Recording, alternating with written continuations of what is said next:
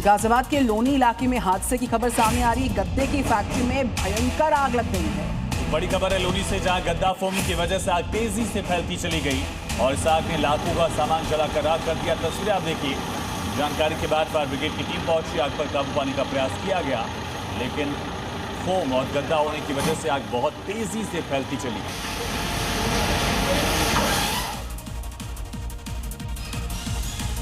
तो anti corruption bureau ने आय से ज्यादा संपत्ति के केस में छापामार कार्रवाई की है, जिसमें कि तेलंगाना पुलिस के कंप्यूटर सर्विसेज विभाग के डीएसपी एस भीम रेड्डी के ठिकानों पर अकूत संपत्ति को लेकर बड़ा खुलासा हुआ है। एसीबी की छापेमारी में तेलंगाना और कर्नाटक में भारी संपत्तियों का खुलासा हुआ, जिसमें 43.6 लाख रुपए कैश, 2 किलो सोना और 20 किलो चांदी जब्त की गई। इसके अलावा हैदराबाद में उनके आवास समेत 16 से 20 स्थानों पर एक साथ तलाशी ली गई, जिसमें पॉश इलाकों में आलीशान विला और फ्लैट, जाफराबाद में 3.5 एकड़ जमीन और कर्नाटक के अलग अलग हिस्सों में 44 एकड़ से ज्यादा कृषि भूमि का पता चला।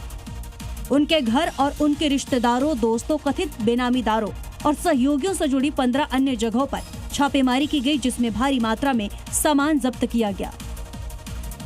इराक की राजनीति इन दिनों भ्रष्टाचार विरोधी अभियान से गर्मा गई है। सोशल मीडिया पर इन दिनों की इराकी महिला सांसद के घर पड़ी रेड में मिले सामानों की लिस्ट की लगातार चर्चा है। ये रेड इराक की सांसद हिंद अल अब्बासी के घर हुई। घर हुई छापेमारी की खबर और उसमें बरामद सामान के लिस्ट ने पूरे देश और दुनिया में हलचल मचा दी है। दावा किया जा रहा है कि उनके घर से 57 मिलियन अमेरिकी डॉलर, करीब 490 करोड़ रुपए नकद, 27 किलोग्राम शुद्ध सोना और सोने से बनी ब्रा और पैंटी जैसी लग्जरी आइटम्स बरामद हुए हैं। इराक की मीडिया और सोशल प्लेटफॉर्म पर शेयर की गई तस्वीरों में नकदी की ढेर, सोने की ईंटें, लग्जरी सामान दिख रहे हैं। दरअसल इराक सरकार भ्रष्टाचार और मनी लॉन्ड्रिंग के खिलाफ बड़े अभियान चला रही है। इस अभियान के तहत कई सांसदों और अधिकारियों के घरों पर छापे मारे गए हैं। तस्वीरों के मुताबिक हिंद अल अब्बासी इन्हीं में से एक है। यूके की लॉरी डेनमैन के दिमाग में भारत यात्रा के बाद 38 परजीवी पाए गए हैं, जिसमें उन्हें न्यूरोसिस्टिक सर्कोसिस नामक गंभीर बीमारी पाई गई है। डॉक्टरों ने उनके दिमाग में 38 परजीवी पाए। लॉरी 2007 में 3 महीने की यात्रा पर भारत आई थी। बीबीसी मीडिया रिपोर्ट के मुताबिक डॉक्टरों का मानना है कि वह इसी यात्रा के दौरान संक्रमण का शिकार हुई।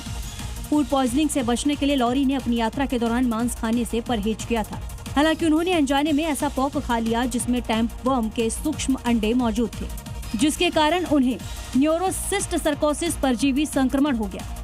एक गंभीर परजीवी संक्रमण है जो मस्तिष्क और केंद्रीय तांत्रिक तंत्र को प्रभावित करता है। ये पोर्क टैंपवर्म टीनिया सोलियम के अंडों के सेवन से होता है। और इसी बीच एक बड़ी खबर है फ्रांस से। रोकमेर के जंगल में आग लगी है। सूखे जंगलों में आग भड़कती चली गई। हवाओं के चलते आग तेजी के साथ फैलती चली गई है। आग बुझाने वाला जो केमिकल है वो डाला गया है यहाँ पर।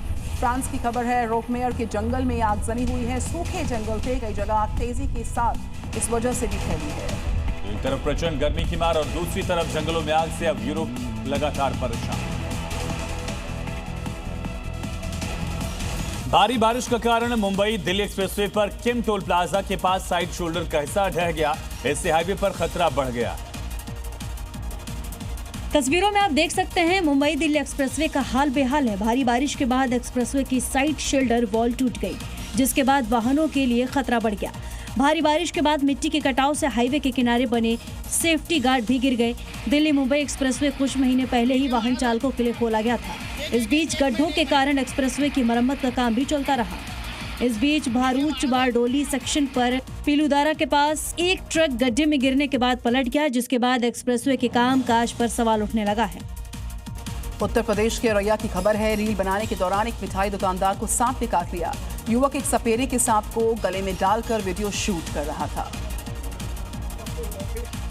सोशल मीडिया पर रील बनाने का शौक इस दुकानदार पर भारी पड़ गया। तस्वीरें अछलदा कस्बे की हैं, जहां मिठाई की दुकान चलाने वाले एक आदमी ने रील बनाने के लिए एक सपेरे के सांप को गले में डाल लिया और काफी देर तक सांप से खेलता रहा। जैसे ही सांप पर दबाव पड़ा, सांप ने उसके बाएं हाथ पर काट लिया, जिसके बाद आनन फानन में उस दुकानदार को सामुदायिक स्वास्थ्य केंद्र ले जाया गया, जहां इलाज के दौरान उसकी हालत स्थिर बताई जा रही है। लेकिन रील बनाने के चक्कर में आप ऐसी कभी गलती ना करें, क्योंकि ये जान पर भारी पड़ सकता है।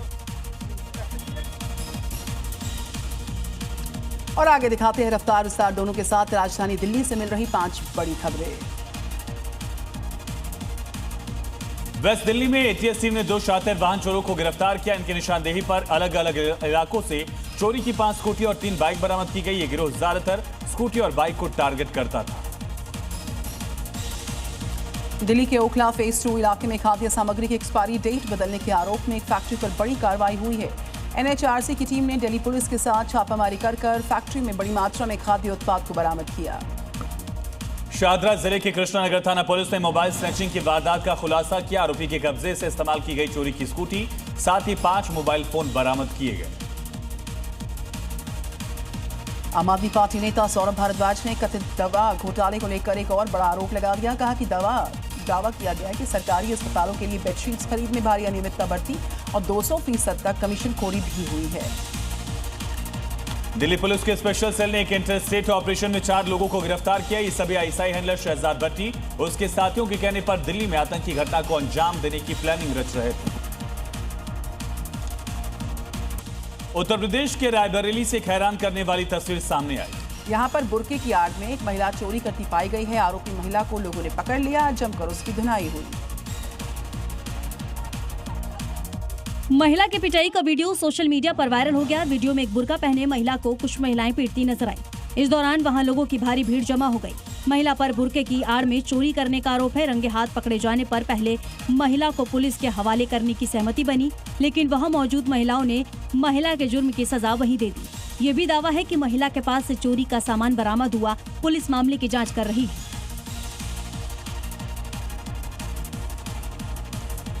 और अब देखते हैं इस वक्त की क्राइम अपडेट्स।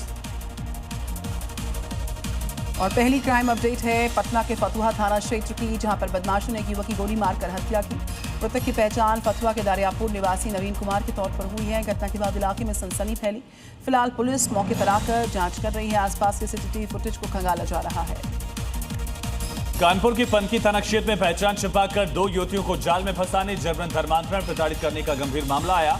आरोप है कि आगरा निवासी अरशाद ने सोशल मीडिया पर फर्जी पहचान के जरिए इनको फंसाया, बाद में बंधक बनाकर दबाव बना। मध्य प्रदेश की छतरपुर पुलिस ने 20 लाख रुपए की चोरी का खुलासा किया। ईरानी गैंग के एक मेंबर को गिरफ्तार किया। आरोपी के पास से 11,63,000 रुपए का सोने चांदी का सामान बरामद हुआ। पुलिस ने फरार साथी की तलाश तेज कर दी है और मामले की तफ्तीश जारी है। ठाणे पुलिस ने भिवंडी टीटी पेपर लीक मामले में कार्रवाई कर 3 और आरोपियों को गिरफ्तार किया। मुख्य आरोपी कपिल दहिया को जम्मू से पकड़ा गया। उसके 2 साथी सोनू सिंह, मिथुन सिंह बिहार के पटना से हिरासत में लिए गए।